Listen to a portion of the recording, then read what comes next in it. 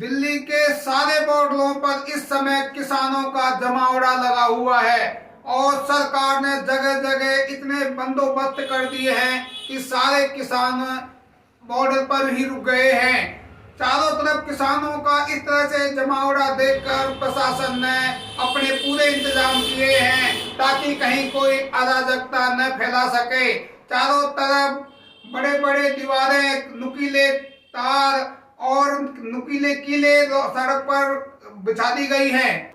प्रशासन द्वारा शंभू बॉर्डर पर आंसू गैस के गोले छोड़े गए हैं और कांग्रेस ने उसका एक वीडियो जो एएनआई ने बनाया है वो जारी किया है, जिसमें आंसू गैस के गोले छोड़े दिख रहे हैं।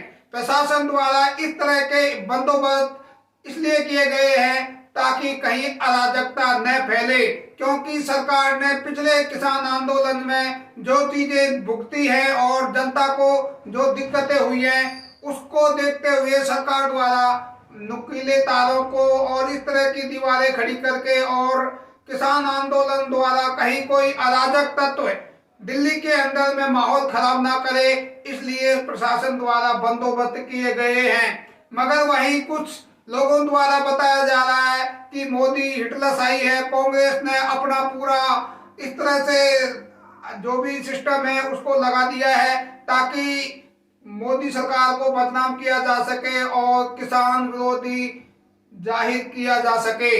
मगर किसान आंदोलन से जुड़े हुए किसान अपनी मांगों को लेकर डटे हुए हैं। सरकार द्वारा दिल्ली में धारा 144 लगा दी गई है, जिसके तहत कोई भी 4 से ज्यादा लोग इकट्ठे नहीं हो सकते, ना ही मार्च कर सकते हैं।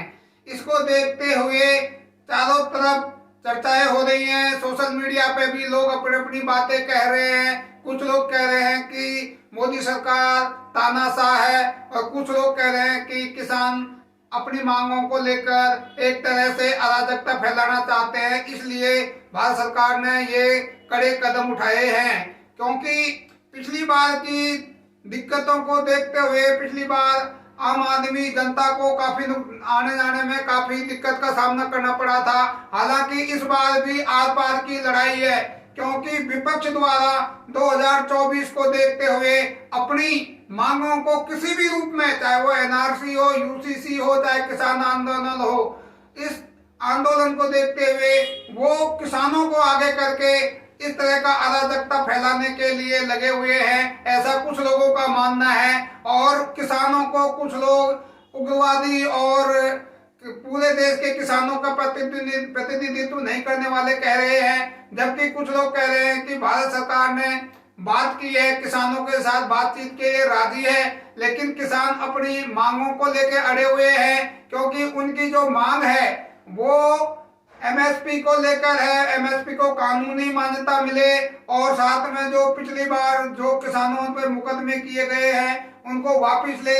इसके साथ ही सरकार और भी अन्य मांगों को पूरा करे। लखीमपुर खीरी के जो मामला था उस पर सरकार कार्रवाई करे, क्योंकि केंद्र में चंडीगढ़ जाके अर्जुन मुंडा ने कहा कि हमने 2 बार जाके चंडीगढ़ में किसान संगठनों से बात की मगर कोई हल नहीं निकला। वो चाहते हैं कि सारी की सारी मांगे अभी तुरंत कर दी जाए, जबकि हमने कहा कि कुछ मांगों को हमें भी मान लेते हैं, कुछ पे एक कमेटी बना देते हैं, एक ऐसा सिस्टम बनाए जिस पर सरकार और किसान नेता आपस में बात करके हमेशा चलता रहे और कुछ मुद्दों पे बात करते रहे ताकि ये एक अलग सिस्टम चलता रहे, लेकिन आम जनता को परेशानी न हो, आम जनता को आने जाने में दिक्कत ना हो, इसका विशेषकर ध्यान रखना चाहिए।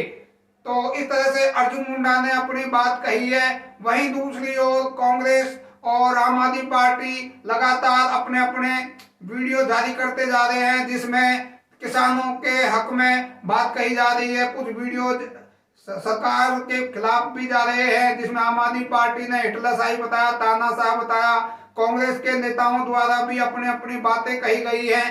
तो ये तमाम चीजें हैं जो आने वाले समय में दिल्ली की जनता को काफी दिक्कतों का सामना करना पड़ेगा, क्योंकि अभी इसका कोई हल निकलता नहीं आ रहा। ना किसान मानने वाले हैं, ना सरकार झुकने वाली है। दोनों पक्षों के अपने अपने विचार हैं, अपनी अपनी बातें हैं। तो ये मुद्दा आखिर कहां तक जाएगा, क्योंकि अप्रैल अंत में लोकसभा के चुनाव होने वाले हैं और उन चुनावों को देखते हुए विपक्ष द्वारा चाहे किसान हो, चाहे एनआरसी हो, चाहे यूसीसी हो, इस तरह का आंदोलन करना उनकी प्रमुखता में शामिल हो चुका है और केन प्रकार अराजकता फैले और उसको देखते हुए सरकार अपने इंतजाम कर रही है।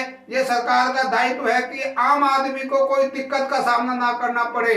तो सबके अपने अपने मुद्दे हैं और अपनी अपनी बातें हैं। आप इस बारे में क्या सोचते हैं हमें कमेंट बॉक्स में जरूर बताएं। साथ ही किसान आंदोलन से जुड़ी हुई तमाम चीजें आप जुड़े रहिए हमारे साथ।